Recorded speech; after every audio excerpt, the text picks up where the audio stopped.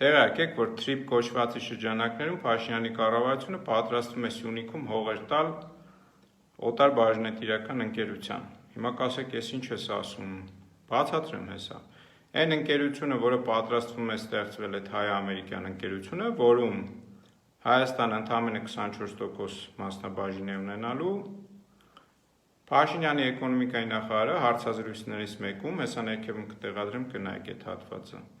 ասում է, որ իրենք սկզբի փուլում գումար չեն ներդնելու հավանաբար, այլ տարածքներ են տալու։ Այսինքն այդ ամբողջ երկայնքով ենթադրվում է այդ հողերը կներդնեն այդ ընկերության մեջ, եւ քանի որ այդ ընկերության մեծ մասնաբաժինը պատկանում է ԱՄՆ-ին, ի սկզբանե ստացվում է, որ ինչ որ 200 միլիոն ներդրման դիմաց, որը ինքն է հնչեցնում այդ թիվը, այդ տարածքները տալիս են ԱՄՆ-ին։ Այսինքն այդտեղ հավանաբար կտան մի 100 տարով կառավարման, էլի, ի սկզբանե նշանակում է, որ այդ տարածքները այլևս չեն լինի մեր որոշումների իրավասության ներքո, ինչքան էլ որ կրկնում այդ փաստաթղթերում այդպես գրած է։ Ուրեմն սրա հետ կապված մի պատմություն ինձ հիշեցրեց այս ամենը, այն ժամանակ, երբ ինքս պետական համակարգում էի աշխատում եւ ներդրումների քաղաքականության վարչությունն էի ղեկավարում, դա կարծեմ 10-11 թվականներն էր էկոնոմիկայի նախարարություն։ Մի ծրագիր էր եկել գաղտնի փաթեթով ներդրումային ծրագիր։ Հիմա կզարմանաք ինչու եմ պատմում, որտեղ իրավունք չունեմ պատմելու, բայց քանի որ այդ իրավունքի սահմանափակումը վերացել է, ինչու, քանի որ այդ ծրագրի սեփականատերը, ով նախաձեռնել էր, մի հրեա մարդ, որը իր քաղաքացիությամբ ամերիկացի էր, ազգով հրեա, նստում էր Էմիրություններում կարծեմ, որը ընկերություն էր բացել, անունը Ռասիա Ֆզե,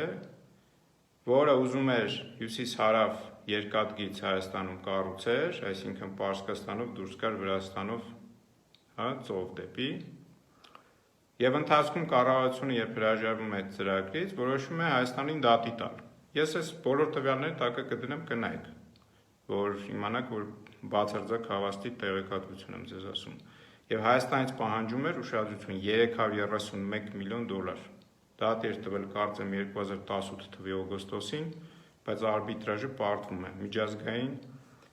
ներդրումների շուրջ վեճերի միջազգային արբիտրաժում էր դատի տվել Հայաստանին, հեղում անելով հայ-ամերիկյան ներդրումների այդ համաձայնագրերի վրա, ներդրումների աջակցության եւ պաշտպանության։ Եվ ստեղ խնդիրը ո՞րն էր։ Այդ փաստաթուղթը ես երբ որ նայում եմ, այն ժամանակ գաղտնի բաժին էր գալի, ես էլ որպես այդ վարչության ղեկավար եւ պատասխանատու, ես քանիցս բացասական դիրքորոշում եմ գրել, ինչու, որովհետեւ առաջարկվում էր էլի այդ տարածքները, այդ հողերը ամբողջ երկայնքով տալ այդ ընկերության կառավարմանը, ես իմ քանի տասնյակ եւ հարյուր տարիներ, որին ես ի սկզբանե դեմ էի, քանի որ սուվերենության խնդիր էր լուրջ։ Եվ կարծում եմ կառավարությունն էլ հաջորդի որոշեց չշարունակի սա, որովհետև էլի նշածս խնդիրներ։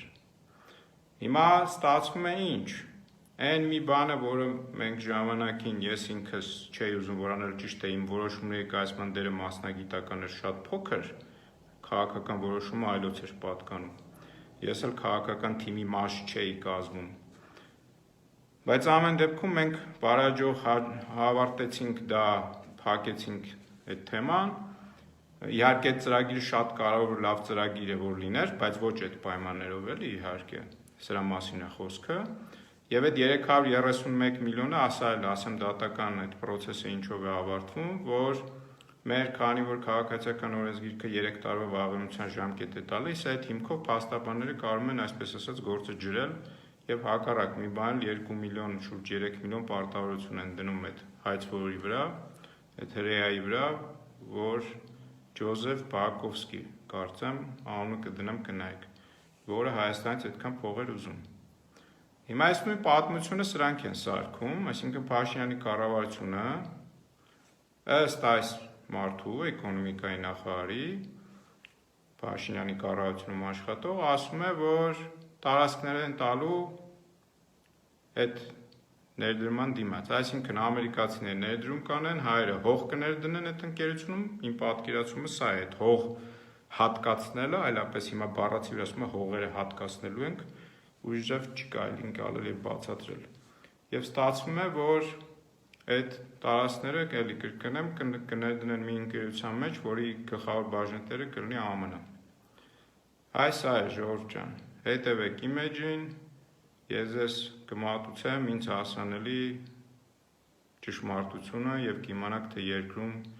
ինչ է կատարվում, ինչ են անում ձեր ռեսուրսների, ձեր հողերի, ձեր հայրենիքի, ձեր պետության հետ։ Ես էլ տեսանյութը հիմա տակը դնեմ, վերջում նայեք։ Ես կարծում եմ, որ